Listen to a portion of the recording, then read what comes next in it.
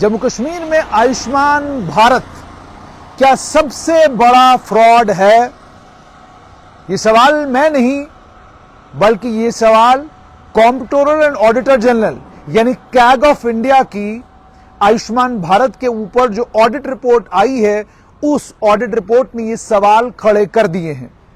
और इस आयुष्मान भारत की रिपोर्ट की ये जो कहानी बाहर आई है, ये कहानी जम्मू कश्मीर के आयुष्मान भारत जिस तरीके से जम्मू कश्मीर में लागू किया जा रहा है, उसके ऊपर बहुत सारे सवाल खड़े करती है। सबसे इंपॉर्टेंट सवाल तो ये कि आयुष्मान भारत में 48,879 के करीब फ्रॉड अलर्ट आए, यानी धोखाधड़ी हो रही है, फ्रॉड हो रहा है, ये अलर्ट आयुष्मान भारत को मिला। उसके बाद जब पड़ताल की गई तो इसमें से 6,261 के करीब फ्रॉड नहीं है, ये पाया गया। लेकिन 62,616 के करीब पेंडिंग फ्रॉड अलर्ट हैं। 62,616, इतना बड़ा नंबर। कौन फ्रॉड कर रहा था? क्या अस्पताल फ्रॉड कर रहा है? जिस अस्पताल में पेशेंट जा रहा है, क्या वहां फ्रॉड हो रहा है? क्या पेशेंट के साथ फ्रॉड हो रहा है, या गलत क्लेम बनाए जा रहे हैं, या कोई और तमाशा है? कुछ तो है जिसकी पर्दादारी है, जिसके चलते कैग ऑफ इंडिया की रिपोर्ट साल 2023 की आयुष्मान भारत के ऊपर जो आई है, उसमें बताया गया है कि 48,879 के करीब फ्रॉड अलर्ट आयुष्मान भारत में आए। 6,261 में पता चला फ्रॉड नहीं है। 62,616 अभी पेंडिंग है, यानी उसमें इंक्वायरी होनी है, उसमें पता चलना है कि क्या इसमें बेईमानी हुई है नहीं हुई है। और आप कमाल देखिए, केवल 3 मामले ऐसे हैं जिन मामलों में इन्वेस्टिगेशन ऑर्डर की गई है या इन्वेस्टिगेशन हो रही है, यानी 48,879 मामले ऑडिट रिपोर्ट कह रही है ये फ्रॉड अलर्ट थे कि जनाब होशियार हो जाओ, फ्रॉड होने लगा है। ठीक है।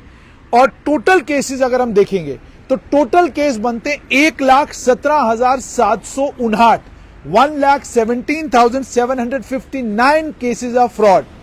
अब ये फ्रॉड है या नहीं है, ये तो पड़ताल के बाद पता चलेगा। लेकिन थोड़ा सा आगे आपको और लेकर चले जाते हैं, वो भी आपको ये बताते हैं कि 10 जम्मू कश्मीर के सरकारी अस्पतालों में, प्राइवेट अस्पतालों की बात नहीं कर रहा मैं, सरकारी अस्पतालों में 459 पेशेंट, उन्होंने 43.27 लाख रुपया अपनी जेब से दिया, यानी अपनी जेब से दिया पैसा पहले, और बाद में उन्हें यह पैसा रियम्बर्स किया गया।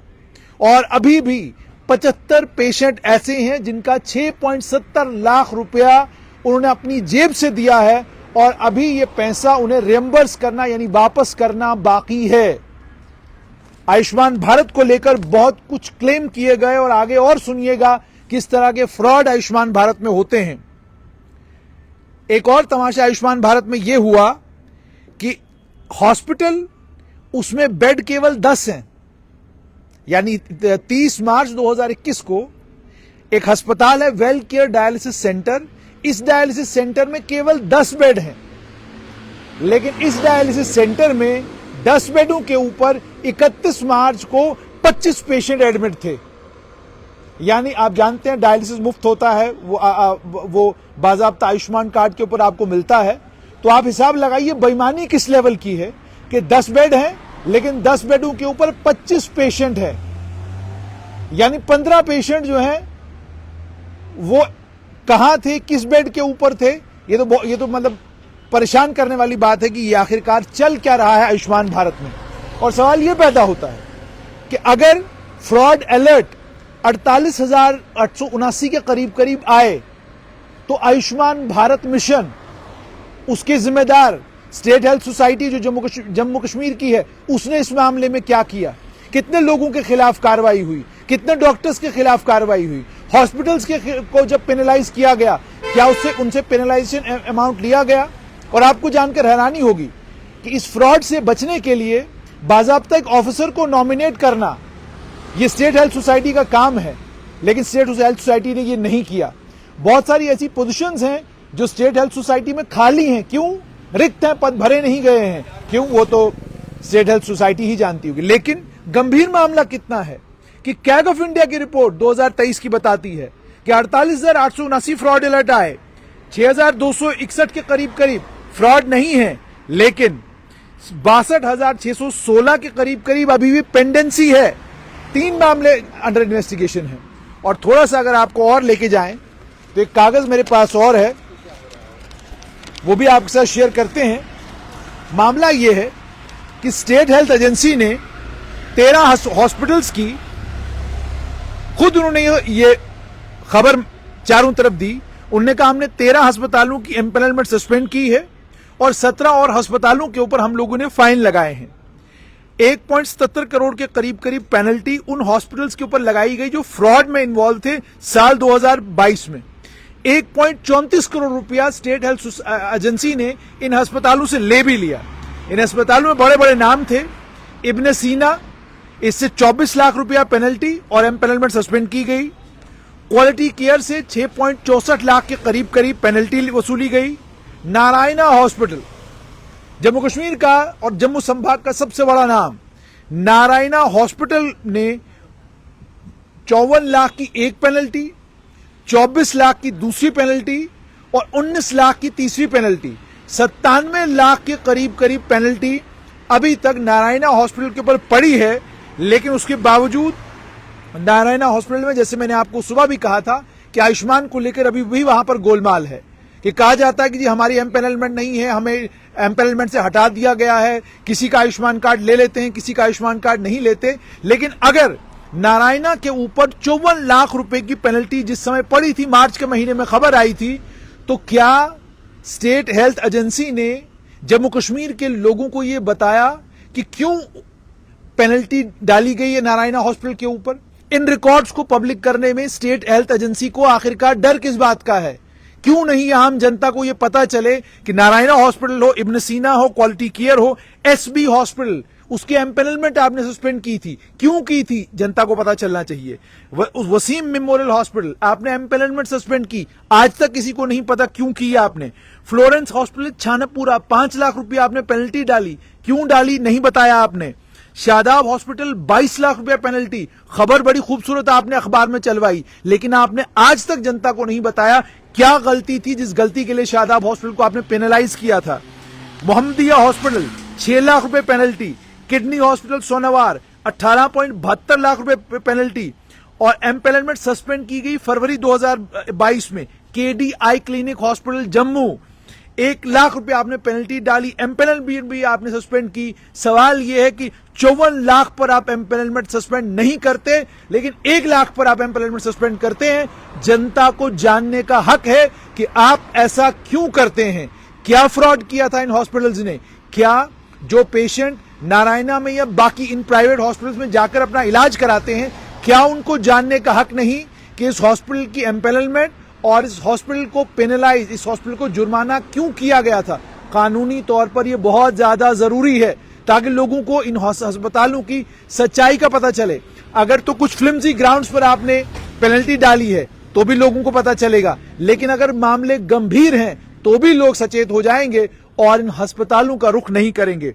उसके अलावा एस्कॉम्स 2.66 लाख रुपया penalty, Alnoor hospital empanelment suspend, mid city hospital, mid city hospital empanelment suspend, south city nursing home empanelment suspended. उसके अलावा centre for eye care hospital 1.64 lakh penalty और एम्पैनलमेंट सस्पेंड की गई। नूरा हॉस्पिटल बड़ा नाम कश्मीर का 5.54 लाख रुपए पेनल्टी। बाबा नानक हॉस्पिटल जम्मू के सर्जनों का यूं कहिए दूसरा घर, मतलब आपको जम्मू के सर्जन सुबह सुबह जिस अस्पताल में मिलते हैं, शाम को 5 बजे के बाद सरकारी अस्पतालों के डॉक्टर जहां मिलते हैं वो है बाबा नानक हॉस्पिटल, 69,000 रुपया पेनल्टी। रक्षा किडनी हॉस्पिटल 20 लाख रुपया penalty. National hospital Jammu empanelment suspend किया आपने। ये सब कुछ आपने किया, लेकिन लोग ये पूछते हैं कि आप ये क्यों नहीं बताते कि आपने एम्पैनलमेंट सस्पेंड क्यों की थी। और सिर्फ इतना ही नहीं, बल्कि 521 केसेस ऐसे भी आइडेंटिफाई किए ऑडिट ने। सुनकर आप हैरान हो जाएंगे, ये ऑडिट कह रहा, मैं नहीं कह रहा हूं। ऑडिट और कैग की ऑडिट रिपोर्ट ऑनलाइन है। मुझे लगता है कि जो स्वास्थ्य के सचिव हमारे हैं वो इस डाउनलोड करके ये पैरा पढ़ सकते हैं और अगर इसका रिबटल उनके पास है तो वो कैग को दे सकते हैं। 521 केस आइडेंटिफाई किए गए जहां पर एक ही पेशेंट को एडमिट किया गया था। तो मैं आपको बता रहा था कि 521 केस आइडेंटिफाई किए गए जहां एक ही पेशेंट को एडमिट किया गया था अलग अलग अस्पतालों में उसी एक हॉस्पिटलाइजेशन के पीरियड में। 38 अस्पताल इस फ्रॉड में शामिल थे। यानी पेशेंट एक ही है, नाम पेशेंट का मान लीजिए अनिल कुमार है, यही अनिल कुमार एक अस्पताल में, यही अनिल कुमार दूसरे अस्पताल में और यही अनिल कुमार तीसरे अस्पताल में। और अगर आप हॉस्पिटलाइजेशन का पीरियड पता करते हैं तो आपको पता चलता है जनवरी 15 से लेकर जनवरी 30 तक अनिल कुमार 3 अस्पतालों में था। ये सब फ्रॉड, ये सारे के सारे फ्रॉड आयुष्मान भारत में जम्मू कश्मीर में हुए हैं। और ये मैं नहीं बल्कि कैग की ऑडिट रिपोर्ट साल 2023 की आयुष्मान भारत को लेकर जो आई है वो बता रही है। और सिर्फ इतना ही नहीं, यह भी कहा गया कि आयुष्मान भारत में अगर आप पेमेंट बेनिफिशियरी से लेते हैं तो आपको पेनल्टी पड़ती है। डॉक्टर्स को सरकारी अस्पतालों में इंसेंटिव मिलता है, प्राइवेट अस्पतालों में भी इंसेंटिव मिलता है। ये सब कुछ आयुष्मान भारत में होता है, लेकिन उसके बावजूद आयुष्मान भारत में, और ये भी मैं आपको बताऊं, 3 लाख से ज्यादा मामलों में जब किसी ने आयुष्मान भारत में अप्लाई किया कि जनाब मुझे आयुष्मान भारत में का जो हेल्थ कार्ड है उसके जरिए मुझे कोई ट्रीटमेंट कराना है, 3 लाख से ज्यादा मामले ऐसे हैं जिन मामलों को या तो रिजेक्ट किया गया या उन मामलों को एक्सेप्ट किया गया, मगर 800 दिन के बाद, यानी 4 साल बाद, 3 साल बाद जो एक्सेप्ट किए गए वो प्रोजेक्ट्स, वो प्रपोजल क्यों किए गए?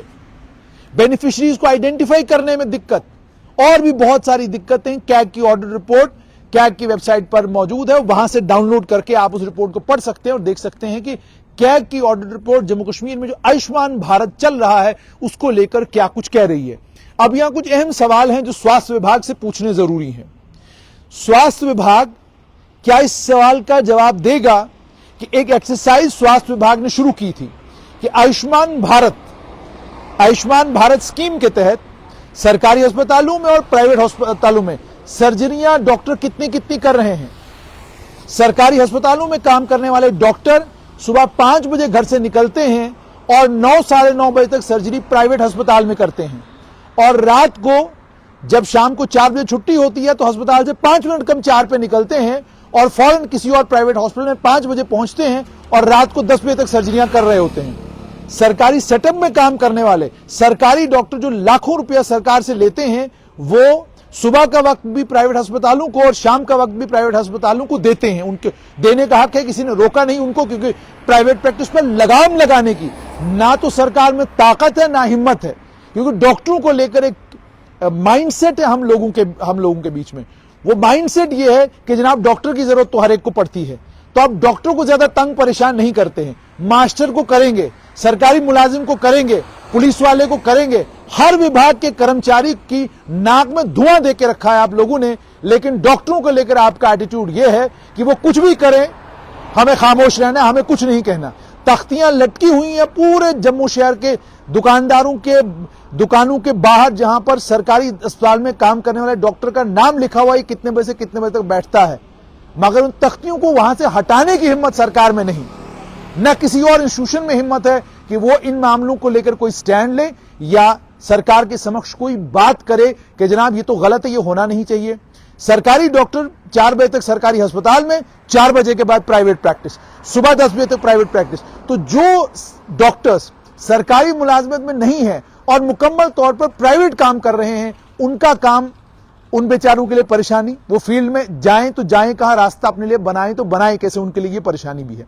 सरकार ने कहा था कि हम डॉक्टरों की प्राइवेट प्रैक्टिस पर बैन लगाएंगे। वो बैन वो सिर्फ हवा में कहानी थी, खत्म हो गई, उसके बाद किसी ने सुना कुछ नहीं। आयुष्मान भारत में जो डॉक्टर सरकारी अस्पताल में कम और प्राइवेट अस्पतालों में ज्यादा सर्जरियां कर रहे हैं, उनके खिलाफ हम कानूनी कार्रवाई करेंगे, ये ढोल बड़ा पिटा था, लेकिन उसके बाद कोई कानूनी कार्रवाई नहीं हुई। आयुष्मान भारत में सारी डिटेल आयुष्मान भारत के जो इंचार्ज हैं उनके पास मौजूद है, लेकिन उस डिटेल के मौजूद होने के बावजूद आपने सिलेक्टिव बेसिस पर कुछ डॉक्टर्स के खिलाफ कार्रवाई की, लेकिन बहुत सारे ऐसे डॉक्टर हैं जो प्राइवेट जो सरकारी अस्पतालों के मुलाजिम हैं लेकिन प्राइवेट प्रैक्टिस दुनिया भर की करते हैं और प्रेसिडेंस देते हैं सरकारी अस्पताल के ऊपर प्राइवेट अस्पताल को। आपने आयुष्मान भारत में कहा था कि हमने कुछ लोगों को चिन्हित किया है, उनके खिलाफ कार्रवाई करेंगे, लेकिन अभी तक आपने कोई कार्रवाई उनके खिलाफ नहीं की। कश्मीर के कोई 10-12 डॉक्टर ढूंढ लिए, उनके खिलाफ कार्रवाई की, लेकिन जम्मू संभाग में किसी डॉक्टर के खिलाफ कोई कार्रवाई नहीं हुई, जबकि सब जानते हैं कि जम्मू संभाग में किस दर्जे की और किस लेवल की प्राइवेट प्रैक्टिस होती है। देखना अब यह होगा कि जम्मू कश्मीर की सरकार को आयुष्मान भारत में ऑडिट रिपोर्ट ये कह रही है कि इतने फ्रॉड अलर्ट आए और कई लेक्युनाज उन्होंने आइडेंटिफाई किए हैं। देखना अब यह होगा कि क्या सरकार कोई कार्रवाई करेगी या सिर्फ करती रहेगी।